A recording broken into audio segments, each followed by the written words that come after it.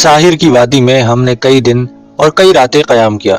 इस अरसे में कोई काबिल जिक्र वाकया पेश न आया और हमारे मिस्री साथियों का खौफ भी किसी हद तक दूर हो गया। इस दौरान में हमने मकबरे के अंदर बनी हुई तमाम तस्वीरों और नक़ूश की नकलें तैयार कर लीं और वो तमाम अशिया जिन्हें हम अपने साथ ले जा सकते थे मकबरे से निकाल लीं। शहजादी तारा का ताबूत बड़ी मुश्किल से निकाला और उसे भी साथ ले जाने की तदबीरें करने लगे। ये एक इंतहाई खतरनाक और जानलेवा काम था। मिस्री कुली व मुश्किल इस मरहले पर साथ देने के लिए तैयार हुए। जो ही उनकी नजरें शहजादी तारा के चेहरे और कटे हुए बाजू पर पड़ी, वो सब के सब दहशत से थर थर कांपने लगे। ऊंटों पर तमाम सामान लाद कर हम वहां से निकल खड़े हुए। रवानगी से पहले हमने रस्सी की बनी हुई सीढ़ी और अपना फालतू सामान वहीं चट्टान के करीब जमीन में दफन कर दिया, ताकि फिर कभी उसकी जरूरत पड़े तो वहां से हासिल किया जा सके। एक दिन और एक रात सफर करते हुए सहरा के एक ऐसे हिस्से में पहुंचे जहां किसी काफिले के कयाम के निशान बिखरे हुए थे, और फिर यही रेत के तोदे में से इंसानी ढांचा बरामद हुआ। मिस्टर ट्रेलानी का ख्याल था कि 2 सदियां पहले फॉन हेवन का काफिला भी इधर ही से गुजरा होगा, और क्या अजब कि यह ढांचा शेख सूमा या उसके किसी साथी का हो जिसे बकौल फॉन हेवन शहजादी तारा के कटे हुए हाथ ने मार डाला था। उसी रात पिछले पहर एक हौलनाक तूफान आया। रेत के बड़े बड़े तोदे और टीले रुई के धुनके हुए गालों की तरह उड़ रहे थे और हवा के बेपनाह शोर से कानों के पर्दे फटे जाते थे। सुबह के वक्त तूफान थमा और हमने अपने सामान का जायजा लिया और यह देखकर पैरों तले जमीन निकल गई कि ताबूत तो मौजूद है, लेकिन शहजादी तारा की मम्मी उसमें से जा चुकी थी। हमने अपने साथियों को शुमार किया, मालूम हुआ 3 साथी गायब हैं। मिस्टर ट्रेलानी को न जाने ये यकीन क्यों हो गया था कि शहजादी तारा की मम्मी उसी मकबरे में मिलेगी जहाँ से हम उसे उठाकर लाए थे। जब हमने मकबरे की तरफ वापस जाने का इरादा किया तो मिस्री कुली और उनके सरदार ने दबे अल्फाज में इनकार किया और गिड़गिड़ा कर कहने लगे, हमें वहां ना ले जाइए, वो हम सबको मार डालेगी। मिस्टर ट्रेलानी ने कुछ सोच कर कहा, जब तक हम वापस ना आ जाए तुम लोग यहीं ठहरे रहो, मैं आपकी वापसी का सिर्फ 3 दिन इंतजार करूंगा। अरब शेख ने जवाब दिया, उसके बाद वापस चला जाऊंगा। हमने अपने अपने ऊंटों पर जरूरी सामान लदवाया और एहराम की जानिब रवाना हो गए। ये इंतहाई खौफनाक और आसाब शिकन सफर था, लेकिन हम किसी गैबी मदद के सहारे आगे बढ़ते गए और सहरा की वीरानी हमें डरा न सकी। हरम के नजदीक पहुंचते ही कुछ ऐसी निशानियां और अलामतें दिखाई दी जिनसे अंदाजा होता था कि यहाँ कोई शख्स इस दौरान में आया है और एहराम के अंदर उतरकर ना मालूम क्या हरकतें करता रहा है। जिस गहरे और तारीक गड्ढे में मलका तारा का ताबूत पड़ा था, वहां उतरने के लिए उसने एक मजबूत रस्सा भी लटकाया था। हमने रस्सी की सीढ़ी जमीन से खोद कर निकाली और टॉर्चों की रोशनी में देखते भालते गड्ढे में उतर गए। एक लम्हे के लिए मेरे बदन पर कपकपी सी तारी हुई। यही कैफियत मिस्टर ट्रेलानी की थी। हमने देखा कि शहजादी तारा की लाश गड्ढे में एक जानिब इसी अंदाज में पड़ी है जिस अंदाज में वो ताबूत के अंदर पड़ी रहती थी। उसके दोनों बाजू सीने पर बंधे हुए थे और लबों पर वही मलकूती तबस्सुम था। लेकिन जिस मंजर ने हमें दहला दिया वो ये था कि दाएं बाएं इन्हीं 3 सहराइयों की लाशें पड़ी थी जो उसे लेकर भागे थे। ऐसा मालूम होता था कि उन बदनसीबों की मौत इंतहाई दहशत और अजियतनाक हालात में वाक़ई हुई है। उनके चेहरे कोयले की मानंद सियाह थे और खून के लोथड़े मुंह, नाक और कानों और उबली हुई आंखों से निकल रहे थे। हमने झुककर उनके चेहरे को बगौर देखा। हर गर्दन पर 7 उंगलियों के निशान वाज़ेह तौर पर नजर आ रहे थे। मिस्टर ट्रेलानी ने यकलख्त मेरा बाजू सख्ती से थाम लिया और उनकी उंगलियां मेरे बाजू में जैसे गड़कर रह गईं। देखो, उन्होंने भर्राई हुई आवाज में कहा। ओ मेरे खुदा! मेरे मुंह से इस लफ्ज के सिवा कुछ और ना निकल सका। शहजादी के सीने पर 7 उंगलियों वाला कटा हुआ मरमरी हाथ धरा था। उंगलियां निहायत नरम थीं और उनके नाखून 1-1 इंच लंबे थे। कलाई का वो हिस्सा जहाँ से यह हाथ काटा गया था अभी तक खून आलूद था। उसमें से गोया अभी तक खून के कतरे गिरते दिखाई देते थे। कुछ याद नहीं हम कितनी देर मबहूत होकर कटे हुए हसीन हाथ को देखते रहे। हमें उसे छूने की हिम्मत न हुई और मिस्टर ट्रेलानी के लिए मेरा मशवरा यही था कि इन तीनों सहराइयों का हौलनाक हशर देखकर हमें भी इबरत पकड़नी चाहिए और बेहतर यही है कि शहजादी तारा को यहीं से ले जाने का इरादा तर्क कर दिया जाए, वरना यही हाथ हमारा गला घोंट देगा। मिस्टर ट्रेलानी ने मेरे मशवरे से इत्तेफाक न किया। 7 सितारों वाला याकूत अपनी जेब से निकाल कर बाएं हाथ में पकड़ा और आहिस्ता से शहजादी तारा का कटा हुआ हाथ उठाकर पूरे एहतराम से अपने कोट की जेब में रख लिया। आओ कारबैक, अब शहजादी को उठाकर यहाँ से ले चलें। मैं नहीं चाहता कि इन मनहूस बद्दुओं के पास ये पड़ी रहे और उसकी बेहुरमती हो। मिस्टर ट्रेलानी की आवाज में कुछ ऐसी मोहब्बत शहजादी के लिए झलक रही थी कि मैं हैरान रह गया। मैंने एक नजर उनके चेहरे की तरफ देखा। एहसास हुआ कि थोड़ी देर पहले खौफ की जिस कैफियत से हम 2-4 थे, अब वो बाकी नहीं रही। उसकी जगह एक अजीब किस्म की मुसर्रत उन्हें हासिल हो रही थी। डरो नहीं मेरे दोस्त, ये शहजादी हमारी दोस्त है। मेरे कान में कह रही है कि इन बदमाशों ने सदियों से उसे तंग कर रखा है, उसके आराम में खलल डाला है और अब वो खुद यहाँ रहना नहीं चाहती। वो साथ जाने के लिए तैयार है। مسٹر ٹریلانی نے میرے شانے پر ہاتھ رکھتے ہوئے یہ بات کہی اور میں نے جواب دیے بغیر جھک کر شہزادی تارا کو ایک نرم و نازک اور تر و تازہ پھول کی مانند اپنے بازوؤں میں اٹھا لیا۔ پھر ہم دونوں بخیر و عافیت حرم سے باہر آ گئے۔ عرب شیخ اپنے وعدے کے مطابق دوسرے قلیوں کو لیے وادی کے دوسرے سرے پر موجود تھا۔ شہزادی تارا کی ممی کو یوں کھلا دیکھ کر ان پر خوف طاری ہو گیا، چنانچہ میں نے محسوس کیا کہ اگر ممی دیر تک ان کی نگاہوں کے سامنے رہی تو دہشت سے ان کے دلوں کی حرکت رک جائے گی۔ اسے دوبارہ تابوت میں بند کر دیا گیا۔ کسی حادثے اور آفت کا سامنا کیے بغیر ہم قاہرہ پہنچ گئے۔ جس روز ہم قاہرہ پہنچے اس روز مسٹر ٹریلانی نے بتایا کہ ان کی بیوی اسکندریہ میں ہے اور چونکہ وہ ایک بچے کی ماں بننے والی ہے اس لیے اسی روز اسے اسکندریہ کے سرکاری اسپتال میں داخل کرائے تھے۔ اب خدا معلوم اس کا کیا حال ہے، اس نے بچے کو جنم دیا یا نہیں۔ مسٹر ٹریلانی اسکندریہ کے اسپتال کے بڑے ڈاکٹر کو جو ان کا دوست تھا پیغام دینے کا ارادہ کر رہے تھے کہ کمرے کا دروازہ کھلا اور ہوٹل کا ملازم ایک تشتری اٹھائے اندر آیا۔ اس تشتری میں لفافہ رکھا تھا۔ اسے دیکھتے ہی میرے دل کی دھڑکن تیز ہو گئی، لیکن مسٹر ٹریلانی نے کسی گھبراہٹ کا مظاہرہ کیے بغیر لفافہ اٹھایا اور مضمون پڑھا۔ چند ثانیوں کے لیے ان کے چہرے کی رنگت تبدیل ہو گئی، پھر وہ پرزہ کاغذ میری طرف بڑھایا۔ میں نے پڑھنا شروع کیا۔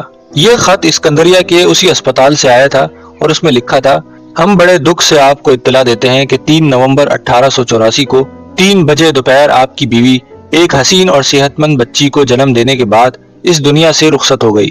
تب مجھے یاد آیا کہ یہ وہی تاریخ اور وہی وقت تھا جب ہم حرم کے اندر شہزادی تارا کی ممی کے پاس کھڑے تھے۔ میری بچی۔ مسٹر ٹریلانی کی آنکھوں سے آنسو بہنے لگے۔ مجھے فوراً اس کی خبر لینی چاہیے۔ غضب خدا کا، آج 11 تاریخ ہو گئی ہے، گویا حادثہ ہوئے 8 روز بیت گئے۔ جلدی کرو میرے دوست کاربیک اور اورینٹ ایکسپریس میں ایک نشست کا فوری انتظام تمہارے سپرد ہے۔ میں اسی وقت اسکندریہ جانا چاہتا ہوں۔ ایک نشست؟ میں نے حیرت سے پوچھا، کیا میں قاہرہ ہی میں آپ کی واپسی کا انتظار کروں؟ نہیں، تم ممی اور دوسرا سامان لے کر لندن چلے جاؤ، ایک لمحے کی تاخیر نہ کرو۔ یہ سب چیزیں میرے مکان کے اس کمرے میں قرینے سے رکھ دینا جہاں میں سوتا ہوں، سمجھ گئے؟ اور کسی کو مت بتانا کہ یہ ممی کس کی ہے اور تم اسے کہاں سے لائے ہو۔ میں تمہارے پیچھے پیچھے بچی کو اسکندریہ سے لے کر لندن پہنچتا ہوں۔ مسٹر ٹریلانی اس روز اسکندریہ روانہ ہو گئے اور میں مارسلز کے راستے لندن چلا گیا۔ کوئی 15 روز بعد مسٹر ٹریلانی اپنی بچی کے ساتھ واپس آئے اور میں انہیں دیکھ کر حیران رہ گیا۔ ان کے چمکیلے سیاہ بال برف کی مانند سفید ہو چکے تھے اور وہ چہرہ جو کبھی بے شکن تھا اب بے شمار جھریوں کو چھپانے میں ناکام ہو رہا تھا۔ ان کی آنکھیں بے نور اور اندر کو دھسی ہوئی تھی اور وہ پہلے سے بے حد کمزور اور نحیف دکھائی دے رہے تھے۔ اس دن کے بعد سے آج تک میں نے مسٹر ٹریلانی کے لبوں پر وہ مسکراہٹ دوبارہ نہیں دیکھی جس میں زندگی تھی، زندہ رہنے کی آرزو تھی اور جسے دیکھ کر میں اپنے اندر عزم و ہمت کی ایک نئی لہر دوڑتے ہوئے محسوس کرتا تھا۔ معاف کرنا میرے دوست، میں کچھ جذباتی سا ہو گیا ہوں، اس نے کہا۔ دراصل ہم سائنسدانوں اور محقق قسم کے لوگوں کو جذبات سے الگ ہٹ کر سوچنا چاہیے، مگر افسوس اس مرحلے میں آن کر قطعی ناکام ثابت ہوئے ہیں۔ بہرحال معلوم ہوا کہ بچی کی پیدائش اپنی ماں کے مرنے کے بعد ہوئی تھی۔ مسٹر ٹریلانی کے دل میں اس شک و شبے نے جڑیں پکڑ لی کہ اس واقعے کا کچھ تعلق یعنی بیوی کی موت کا شہزادی تارا سے ضرور ہے۔ قصہ مختصر، انہوں نے عارضی طور پر اپنی بچی کو ایک ہوشیار نرس کی تحویل میں دے دیا جو اسے بالکل اپنی بچی کی طرح چاہنے لگی تھی۔ اس دوران میں ایک عجیب سی بات ہوئی کہ مسٹر ٹریلانی نے ایک بار بھی مجھے بچی کو دیکھنے نہ دیا۔ میں دل میں سخت حیران تھا کہ آخر یہ کیا پراسرار بات ہے، تاہم میں ان کے مزاج کو جانتا ہوں، اس وجہ سے خاموش رہا اور سمجھ گیا کہ اس کی تہ میں بھی کوئی راز پوشیدہ ہے۔ اس دوران میں ہم دونوں مشترکہ دلچسپیوں پر گھنٹوں گفتگو کرتے، ایک ساتھ کھانا کھاتے، اکٹھے سیر کو جاتے، کبھی کبھی لندن میوزیم میں بھی چلے جاتے، مگر وہاں زیادہ دل نہ لگتا۔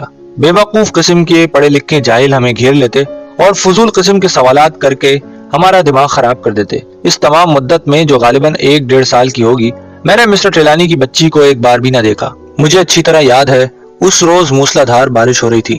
سارا دن ایک لمحے کے لیے بھی مجھے اور مسٹر ٹریلانی کو مکان سے باہر نکلنے کا موقع نہیں ملا تھا۔ سہ پہر کی چائے پینے کے بعد انہوں نے مجھے اپنے اسٹڈی روم میں آنے کا اشارہ کیا۔ اس زمانے میں شہزادی تارا کا تابوت اور اس کے مقبرے سے لائی گئی تمام چیزیں انہوں نے اسٹڈی روم میں رکھی تھی۔ شہزادی کے تابوت میں سے سیاہ بلی کی ایک ہنوت کی گئی لاش بھی ملی تھی۔ یہ شہزادی کی پالتو بلی تھی اور شہزادی کی ہدایت کے مطابق اسے بھی ہنوت کر کے مقبرے میں رکھا گیا تھا تاکہ بلی کی روح بھی اپنی مالکہ کی روح کے ساتھ ساتھ رہے۔ 7 ستاروں والا یاقوت مسٹر ٹریلانی نے اسی بلی کے پیٹ میں رکھ دیا تھا تاکہ چوری ہونے کا خدشہ باقی نہ رہے۔ مسٹر ٹریلانی کے چہرے پر پھیلی ہوئی بے پناہ سنجیدگی سے میں نے یہ تاثر لیا کہ کوئی اہم بات ہے جو وہ مجھ سے کہنا چاہتے ہیں، چنانچہ میں ہمتن گوش ہو گیا۔ ان کے اسٹڈی روم کی تمام کھڑکیاں بند تھیں اور ان پر گہرے سرخ رنگ کے ریشمی پردے پڑے تھے۔ کمرے کے بالکل وسط میں नहायत ताकतवर बरकी कुमकुमा रोशन था। उसकी रोशनी इतनी तेज थी कि मेरी आंखें चुंधिया गईं। ये एक अजीब वाकया था। मिस्टर ट्रेलानी हमेशा से मध्यम सब्ज रोशनी में काम करने के आदी थे और तेज रोशनी उन्हें नागवार महसूस होती थी। चंद लम्हों बाद ये भेद भी खुल गया। आओ तुम्हें एक अजीब गरीब चीज दिखाऊं, मिस्टर ट्रेलानी ने कहा और मुझे कमरे के मशरिकी गोशे में ले गए जहां शहजादी तारा के ताबूत से निकाला गया वो पुरस्कार डब्बा रखा था जिसे किसी नामालूम उनसर से बनाया गया था। मैं पहले बता चुका हूँ कि इस डब्बे के ऊपर बेशुमार बारीक लकीरें और तस्वीरें नक्श थीं, मगर अब तेज बरकी रोशनी में इस डब्बे को देखकर मेरे बदन में थरथरी सी छूट गई। यकीन कीजिए ये लकीरें जिनका रंग आहिस्ता आहिस्ता सुर्ख होता जा रहा था मुतहर्रिक नजर आती थी। यूं महसूस होता था जैसे साफ और शफाफ रगों में खून गर्दिश कर रहा हो। खुदा की पनाह मेरे मुंह से बेख्तियार यही अल्फाज बरामद हुए, ये निहायत अजीब तिलिस्म है। हाँ तुमने ठीक कहा, मिस्टर ट्रेलानी ने गर्दन को जुम्बिश देकर कहा। उनकी आवाज में दबी हुई बेअंदाज मुसर्रत का एहसास होता था। जब से ये पुरस्कार डब्बा ताबूत में से बरामद हुआ है मैं बराबर इस फिक्र में था कि आखिर उसका मतलब क्या है। जाहिर है ये डब्बा किसी मखसूस सिफ्त का हामिल होगा, तभी शहजादी तारा ने उसे अपने ताबूत में रखवाया था। कई दिन तक मैंने इस मुअम्मे पर गौर किया मगर कुछ समझ में नहीं आया। आखिर एक रात जबकि तुम अपने कमरे में आराम की नींद सो रहे थे ये राज मुझ पर खुल गया। मैं बाहर लॉन में टहल रहा था। उस रोज इत्तेफाक से मतला साफ था और आसमान पर नूर की कंदीलें रोशन थी। फिर मैंने उन 7 सितारों को देखा जिन्हें माहिर फलकियात डब्बे अकबर कहते हैं। ये 7 सितारे उस शब गैर मामूली तौर पर चमक रहे थे। मैंने देखा कि उनसे निकलती हुई रोशनी की किरणें मेरे मकान की जानिब आ रही हैं, ऐन उस जगह पर जहाँ शहजादी तारा का ताबूत रखा है। पहले तो मैंने उसे अपनी नजर का फरेब ख्याल किया, मगर थोड़ी देर बाद घर की एक खादमा ने उसकी तस्दीक कर दी तो यकलख्त सारा राज आया होकर सामने आ गया। मुझे याद आया कि शहजादी तारा के मकबरे की दीवार पर भी जा बजाय इन 7 सितारों के नक्श खुदे हुए थे। फिर सुर्ख याकूत के 7 सितारे, उसके बाद डब्बे पर बने हुए सितारों के निशान। यकीनन उनका आपस में गहरा ताल्लुक है। मैं जल्दी से उसी कमरे में आया और याकूत को निकालकर अपनी हथेली पर इस तरह रखा कि आसमान के सितारों की रोशनी उस पर पूरी तरह पड़ने लगी और चंद लम्हे बाद ही मैंने महसूस किया कि याकूत में जैसे जिंदगी की लहर दौड़ रही है। वो गर्म होने लगा है और उस पर नक्श 7 सितारों में से भी तेज शुआएं फूटने लगी। आहिस्ता आहिस्ता ये याकूत इतना गर्म और सुर्ख हो गया कि मेरी हथेली उसको बर्दाश्त नहीं कर पाई। मैंने फौरन उसे अपनी कोट की जेब में डाल दिया। बहुत खूब, इस दरियाफ्त पर मैं आपको दिली मुबारकबाद पेश करता हूँ। मिस्टर ट्रेलानी ने गर्मजोशी से मेरा हाथ दबाया और कहने लगे, मेरे दोस्त ये सब तुम्हारी मेहनत और कोशिशों के नतीजे में है, इसलिए तुम भी इस खुशी में बराबर के शरीक हो। हाँ तो मैं कह रहा था कि 7 सितारों के असरात क्या हैं। याकूत जेब में डालने के बाद मैं उस डब्बे को घसीट कर रोशनी में लाया और जैसा कि उम्मीद थी कि उस डब्बे पर बने हुए सितारों में भी जान पड़ने लगी और ये पतली पतली लकीरें आहिस्ता आहिस्ता सुर्ख होकर हरकत करने लगी जैसा कि तुम इस वक्त देख सकते हो। किस्सा मुख्तसर, मैं देर तक ये तमाशा देखता रहा और हैरान होता रहा। उसके बाद आसमान अबर आलूद हो गया और डब्बे अकबर नजर से ओझल हो गए। चुनाचे उस डब्बे की लकीरें भी मुद्दम पड़ती गईं और चंद लम्हों बाद ये रोशनी बिल्कुल गायब हो गई। ये पुरस्कार रोशनी तो गायब हो गई मगर मेरे दिमाग के 14 तबक रोशन करती गई। मुझे यह ख्याल आया कि शहजादी तारा ने अपने मकबरे में जरूर ऐसा बंदोबस्त किया होगा जिसके जरिए उस याकूत तक रोशनी पहुंच सके या उस डब्बे को रोशन किया जा सके। चुनाचे मैंने वो तमाम कागजात और नक्शे निकाले जिन पर मकबरे की दीवारों, सुतूनों, फर्श और छत के तमाम नकूश नकल किए गए थे। इन तहरीरों से इंकिशाफ हुआ कि 7 सुतूनों में से किसी एक में 3 चिराग रखे गए हैं जिनकी रोशनी उस याकूत और डब्बे पर पड़ती थी। मगर तुम्हें याद होगा कि हमने मकबरे की एक एक इंच जगह छान ली थी, वहाँ उन चिरागों का कोई नामो निशान ना था। बेशक, लेकिन सवाल यह है कि वो चिराग गए कहाँ? मैंने पूछा। मुमकिन है अब भी वही हो, शायद किसी खुफिया दरार या खाने में रखे गए हों। उनकी तलाश अब बेहद जरूरी हो गई है। जरा ठहरो, मैं तुम्हें दिखाता हूँ। ये कहकर मिस्टर ट्रेलानी ने नकूश का एक और पुलंदा निकाला और उनमें से एक नक्शा निकालकर मेरे सामने फैला दिया। उसमें शहजादी तारा के मकबरे का अंदरूनी हिस्सा दिखाया गया था। ये बात तो तयशुदा है कि शहजादी तारा का मकबरा अपने तर्ज तामीर के एतबार से उन तमाम मकबरों से बिल्कुल जुदा है जो दूसरे फिरौनों ने अपने लिए तामीर करवाए थे। उसका एक अहम और खास मकसद था। जो चीज शहजादी तारा के मकबरे में सबसे ज्यादा नुमाया नजर आती थी वो ये हफ्त पहलू, हफ्त सुतून है जो मकबरे की छत को उठाए हुए हैं। फिरौनों के दूसरे मकबरों और अहराम में भी ऐसे सुतून बेशक बने हुए हैं लेकिन बिल्कुल गोल हैं। उन सुतूनों की तरतीब भी डब्बे अकबर की तरह है। अब उस दरमियानी सुतून पर नक्श की हुई उस तस्वीर को गौर से देखो। साफ पता चल जाएगा कि ये 3 खास तरह के चिराग उस सुतून के अंदर रखे गए हैं जिन्हें शहजादी तारा ने अपनी जिंदगी में तैयार करवाया था अपनी रूह की हिफाजत के लिए। इरफान हेवन के सफरनामे में भी उसका जिक्र मौजूद है। वो मकबरे के हालात में लिखता है कि यहाँ निहायत खुशबूदार रोगन बड़ी मिकदार में बिखरा हुआ था और ऐसे कई बड़े बड़े बर्तन भी वहाँ रखे थे جن میں کبھی تیل اوپر تک بھرا گیا تھا، مگر اب وہ تقریباً خالی ہو چکے ہیں، تاہم ان کی تہہ میں تیل کی معمولی مقدار اب بھی موجود ہے۔ تمہیں یاد ہوگا کہ میں نے ایک برتن میں سے تھوڑا سا تیل نکال کر شیشی میں بھر لیا تھا۔ میں نے اس تیل کا تجزیہ کر کے معلوم کر لیا کہ اسے کس طرح تیار کیا گیا ہے۔ اب صرف چراغوں کی کمی ہے، اور وہ چراغ تم ہی لا سکتے ہو۔ کیا مطلب؟ میں نے حیران ہو کر پوچھا۔ مطلب یہ کہ تم دوبارہ شہزادی تارا کے مقبرے میں جاؤ اور چراغ تلاش کرو، اگر وہاں نہ ملے تو کہیں اور ڈھونڈو، اور اس وقت تک میرے پاس نہ آنا جب تک چراغ حاصل نہ کر لو۔ میں خاموش رہا، پھر ہم دونوں اسٹڈی روم سے باہر آ گئے۔ اگلے روز صبح میں نے سفر کی تیاری شروع کر دی، اور جب مسٹر ٹریلانی سے رخصت ہونے لگا تو انہوں نے مجھے گلے سے لگایا۔ ہم دونوں کی آنکھوں میں آنسو تھے۔ چند لمحے خاموش رہنے کے بعد وہ بولے، کیا جانے سے پہلے بچی کو گود میں لے کر پیار نہیں کرو گے؟ ان کے منہ سے نکلا ہوا جملہ میرے لیے ایک ایسا غیر متوقع اور اتنا حیران کن تھا کہ میں ان کی طرف تکتا رہا۔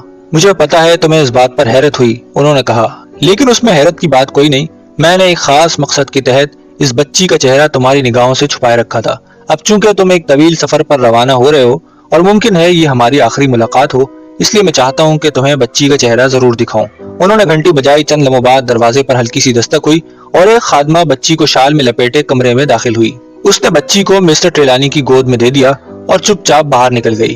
تھوڑی دیر تک کمرے میں گہری خاموشی چھائی رہی۔ مسٹر ٹریلانی ڈبڈبائی آنکھوں سے بچی کو دیکھ رہے تھے۔ دفعتاً وہ اٹھ کھڑے ہوئے، میری طرف آئے اور ڈرامائی انداز میں بولے، کاربیک دیکھو، اس کا چہرہ بغور دیکھو۔ تمہیں محسوس ہوگا کہ تم نے یہ چہرہ پہلے بھی کہیں دیکھا ہے۔ یاد کرو کہاں، کس جگہ۔ پروفیسر کاربیک نے جیب سے رومال نکال کر پیشانی پر نمودار ہونے والے پسینے کے قطرے پوچھے۔ شدت جذبات سے ان کی حالت عجیب تھی۔ کہنے لگے، میرے عزیز میلکم راس، وہ لمحہ جب میں نے ننھی ٹریلانی پر نظر ڈالی میں کبھی فراموش نہیں کر سکوں گا۔ فرط حیرت سے میرا بدن گویا پتھر کا ہو گیا تھا۔ میری نظروں کے سامنے شہزادی تارا کا حسین چہرہ گھوم رہا تھا۔ خدا کی قسم کھا کر کہتا ہوں کہ اس میں اور ننھی منی مس ٹریلانی کے چہرے میں بال برابر کا بھی فرق نہ تھا۔ وہی آنکھیں، وہی ہونٹ، وہی ناک، وہی ملکوتی تبسم۔ یکایک مسٹر ٹریلانی نے اس کا دایاں بازو کوہنی تک برہنہ کر دیا، اور اس مرتبہ میں اپنی چیخ نہ روک سکا۔ کوہنی کے قریب سرخ رنگ کا دائرہ سا بنا ہوا تھا، اور ایسا معلوم ہوتا تھا کہ اس میں سے خون کے قطرے بس ٹپکنے ہی والے ہیں۔ میرے ذہن میں پروفیسر کاربیک کی داستان سن کر ایک انوکھا سوال پیدا ہو رہا تھا، اور اس سے پیشتر کہ میں یہ سوال ان سے کروں، دروازہ آہستہ سے کھلا اور مس ٹریلانی کی شیریں آواز کانوں میں رس گھولنے لگی۔ ارے چچا کاربیک اور مسٹر میلکم راس، آپ یہاں بیٹھے ہیں؟ میں سمجھی آپ کہیں باہر چلے گئے۔ یہ پہلا اتفاق تھا کہ میں نے اس کے معصوم اور روشن چہرے پر نگاہ نہیں ڈالی، بلکہ غور سے اس کے دائنے ہاتھ کو تکنے لگا، اور پھر میرے جسم کے رونگٹے کھڑے ہونے لگے۔ مجھے اس سوال کا جواب مل گیا تھا جو میں پروفیسر کاربیک سے پوچھنا چاہتا تھا۔ مس ٹریلانی کے دائیں ہاتھ میں 5 کے بجائے 7 انگلیاں تھیں۔ مس ٹریلانی کے یکلخت کمرے میں آنے کے بعد میری جو کیفیت ہوئی اسے کن الفاظ میں بیان کروں؟ اتنا یاد ہے کہ جسم کا تمام خون سمٹ کر کلیجے میں آ گیا تھا۔ میرے سامنے شہزادی تارا جیتی جاگتی اپنی بے مثال حسن و جمال، عظیم شان و شوکت اور وقار کے ساتھ کھڑی مسکرا رہی تھی۔ میرا سر چکرانے لگا اور آنکھوں کے سامنے شرارے سے اڑنے لگے۔ اتنا یاد ہے کہ میرے حلق سے ایک گھٹی گھٹی سی چیخ نکلی تھی، اور پھر مجھے کوئی ہوش نہ رہا۔ خدا ہی بہتر جانتا ہے کہ میں کتنی دیر بے ہوش رہا۔ آنکھ کھلی تو ڈاکٹر وینچسٹر کا شفیق اور مانوس چہرہ مجھ پر جھکا ہوا تھا۔ برابر ہی میں ڈاکٹر کاربیک کھڑا اپنی چندی چندی لیکن مضطرب آنکھوں سے مجھے گھور رہا تھا۔ اس نے میری حالت سنبھلتے دیکھی تو ایک لمحے کے لیے چہرے کا رنگ تبدیل ہوا، اور اس نے کہا، خدا کا شکر ہے تم ہوش میں آ گئے۔ مجھے نہیں پتا تھا کہ تمہارے اعصاب اس قدر کمزور ہوں گے۔ برائے کرم باتیں نہ کیجیے، انہیں آرام کی ضرورت ہے، ڈاکٹر وینچسٹر نے کہا، اور ہونٹوں پر انگلی رکھ کر کاربیک کو خاموش رہنے کا اشارہ بھی کیا۔ میں ٹھیک ہوں ڈاکٹر، مگر مجھے ہوا کیا تھا؟ میں نے پوچھا۔ جواب میں ڈاکٹر نے قریبی میز پر رکھی ہوئی ایک شیشی اٹھائی، پانی کے گلاس میں دوا کے چند قطرے ٹپکائے اور گلاس میری طرف بڑھا دیا۔ اسے پی جائیے مسٹر میلکم راس، آپ ڈر کے مارے بے ہوش ہو گئے تھے۔ ڈر کر؟ میں چلایا، یہ غلط ہے، میں کیوں ڈروں گا؟ اتنے میں دروازہ کھلا اور مسٹر ٹریلانی مسز گرانٹ کی مائیت میں کمرے میں داخل ہوئے۔ ان کے لبوں پر پرسرار مسکراہٹ تھی۔ میرے پلنگ کے قریب آ کر محبت اور شفقت سے اپنا ہاتھ میری پیشانی پر رکھا اور ڈاکٹر وینچسٹر سے مخاطب ہو کر کہا، ڈاکٹر، میں چاہتا ہوں کہ اس نوجوان کو کوئی تکلیف نہ ہو، مجھے اس سے بڑی توقعات ہیں۔ ان کے منہ سے نکلا ہوا یہ جملہ وہ کام کر گیا جو ڈاکٹر وینچسٹر کی ساری دوائیاں بھی نہیں کر سکتی تھی۔ میں نے اپنے دل میں مسرت کی دھڑکنیں محسوس کی۔ اب تمہاری طبیعت کیسی ہے بیٹے؟ مسٹر ٹریلانی نے پوچھا۔ تھوڑی دیر پیشتر لڑکی نے بتایا کہ تم اور کاربیک بیٹھے باتیں کر رہے تھے کہ اچانک تم چیخ مار کر بے ہوش ہو گئے۔ آخر بات کیا تھی؟ کچھ نہیں جناب، کچھ خاص بات نہیں، میں نے ہکلاتے ہوئے جواب دیا۔ میرا خیال ہے حضرات مسٹر میلکم راس کو آرام کرنے دیا جائے، ڈاکٹر نے اس صورتحال سے پریشان ہوتے ہوئے کہا۔ मैं दरख्वास्त करता हूँ कि सब लोग अपने अपने कमरों में चले जाएं और मरीज को बिल्कुल तनहा छोड़ दें। मैं अभी तक इनकी नब्ज से मुतमईन नहीं हूँ। चंद लम्हे बाद कमरा खाली हो गया।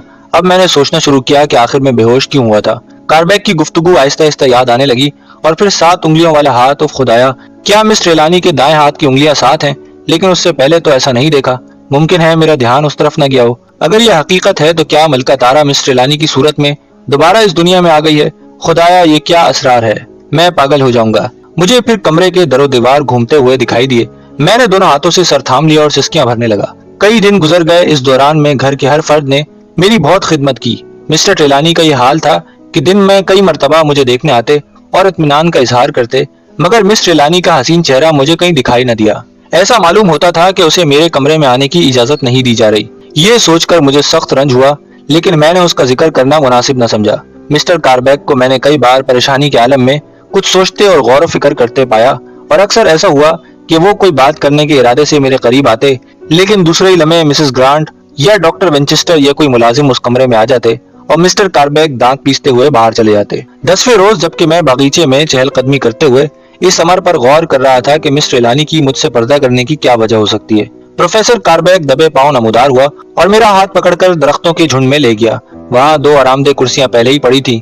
मेरे अजीज, तुमने उस रोज बेहोश होकर सारा निजाम धर्म भरम कर दिया। वो अपना गुस्सा न दबा सका। बंदे खुदा, आखिर तुम क्या देखकर बेहोश हुए थे? आपको मालूम नहीं? मैंने हैरत से कहा। मेरा ख्याल है आपने खुद उस चीज का मुशाहिदा किया था। खुदा के लिए जल्दी बताओ वो क्या चीज थी। मैंने मिस ट्रेलानी के दाएं हाथ में 5 के बजाय 7 उंगलियां देखी। कारबैग पर इस जुमले का कोई असर न हुआ। उसी तरह खामोश बैठा मेरी जानिब तकता रहा। उसने रुमाल निकाला, अपने फूले हुए चेहरे से पसीना पोंछा, फिर कहने लगा, तुम्हें वहम हुआ है मेरे अजीज। मिस ट्रेलानी के दोनों हाथों में 5-5 उंगलियां हैं, मगर मैंने अपनी आंखों से 7 उंगलियां देखी हैं। उसी बायस मैं दहशत से बेहोश हुआ था। उफ खुदाया, मैं अपना सर दीवार से टकरा दूंगा। कारबैग ने झिझला कर कहा, फजूल बहस किए जाते हो। मैं बार बार कहता हूँ ये तुम्हारा वहम है। अगर तुम कहो तो मैं उन्हें अभी बुलवा लूं। बुलवाइए। वो उठकर एक तरफ चला गया। मैंने खुसर फुसर की आवाजें सुनी और चंद लम्हे बाद मिस ट्रेलानी हजार रानाइयों और दिल फरेब मुस्कुराहट के साथ मेरे सामने खड़ी थी। वही शहजादी तारा के याकूती होंठ और उन होठों पर बिखरा हुआ सदाबहार तबस्सुम। प्रोफेसर कारबैग ने इंतहाई बदतमीजी से मिस ट्रेलानी के दोनों हाथ पकड़कर मेरे सामने कर दिए। लो, खुद देख लो, कहाँ हैं 7 उंगलियां? मुझे सख्त नदामत हो रही थी कि ये लड़की मेरे बारे में न जाने क्या सोचती रही है। वो सोच रही होगी कि मैं कैसा बुज़दिल और बेवकूफ आदमी हूँ। मैंने गौर से उसके हाथों को देखा। दोनों में 5-5 उंगलियां थीं, नरम, नाजुक, लंबी और सफेद उंगलियां, जैसे संगे मरमर से तराशी गई हों। अलबत्ता उसकी कोहनी के पास अब भी सुर्ख रंग का बारीक सा दायरा मौजूद था, जिस पर खून की लकीरें उभरी हुई थी। मैं आवागोन का कायल नहीं मिस्टर मैल्कम रॉस, कारबैग ने कहा, लेकिन है ये दिलचस्प बात कि मिस ट्रेलानी की शक्ल सूरत और कदो कामत शहजादी तारा से हैरत अंगेज मुशाबहत रखते हैं। साहब, मेरा दिमाग वाकई जवाब देने लगा है ये बातें सुन सुनकर। मैंने कहा, मिस ट्रेलानी, आपका क्या ख्याल है? ये सब डैडी की शोबदेबाजियां हैं। उसने हंसकर जवाब दिया और उसके मोती जैसे दांतों से रोशनी की किरणें खारिज होने लगी। शोबदे, कारबैग चिल्लाया। बखुदा बिल्कुल सच कहा। मैं नहीं जानता था कि इस 16-17 बरस के वक्फे में मिस्टर ट्रेलानी कहां से कहां पहुंच जाएंगे। बहरहाल अब जल्द से जल्द यहाँ से रुखसत हो जाना चाहिए। मुझे दुनिया के और भी बहुत से काम करने हैं। मेरी इजाजत के बगैर तुम हरगिज कहीं नहीं जा सकते। कारबैग, एक जानिब से मिस्टर ट्रेलानी की बारोब आवाज आई, लेकिन उस आवाज में धमकी के बजाय मोहब्बत का उनसर गालिब था। असल काम तो अब शुरू हुआ है। आओ मैं तुम लोगों को एक छोटा सा शोबदा दिखाऊं। खुदा रहम करे, आप कब से यहाँ छुपे बैठे हैं? कारबैग ने पूछा। मैं अभी अभी आया था और इत्तेफाक से तुम लोगों की गुफ्तगू सुन ली। अब मैं इन हालात को मजीद राज में नहीं रखना चाहता, और जहाँ तक मुझे खुद इल्म हो चुका है वो तुम पर जाहिर करने का ख्वाहिशमंद हूँ। कुछ ऐसा मालूम होता है कि मेरी जिंदगी के बस थोड़े से दिन रह गए हैं और मैं अपनी प्यारी बेटी के पास ज्यादा अरसा तक ना रहूंगा। डैडी, ये आप कैसी बातें कर रहे हैं? मिस ट्रेलानी ने रंजीदा लहजे में कहा। आप मजाक तो नहीं कर रहे? काश ये मजाक होता। मिस्टर ट्रेलानी ने ठंडा सांस भरकर कहा। अब सोचता हूँ तो अफसोस होता है। सारी जिंदगी एक बेकार और लाहासिल मशगले में काट दी। उम्र के 16 साल बहुत कीमती होते हैं, लेकिन मैंने ये 16 साल शहजादी तारा की मम्मी की तलाश, उसे यहाँ लाने और उस पर रिसर्च करने में जाया कर दिए। और नतीजा क्या बरामद हुआ? यही कि मैं जहनी सुकून से नाआशना हो चुका हूँ और तिलिस्म के ऐसे गोरख धंधे में फंस गया हूँ कि उससे निकलना मेरे बस में नहीं रहा। हाँ, उसका इलाज मौत है, सिर्फ मौत। मिस ट्रेलानी अपने बाप से चिमट कर रोने लगी। ये मंजर इंतहाई अलमनाक था। प्रोफेसर कारबैग भी रुमाल से अपने आंसू पोंछ रहा था। बिलाखिर उसने दबे लहजे में मिस्टर ट्रेलानी से कहा, आप कोई शोबदा दिखाने को कहते थे? हाँ, याद आया। आओ तुम सब मेरे कमरे में आ जाओ।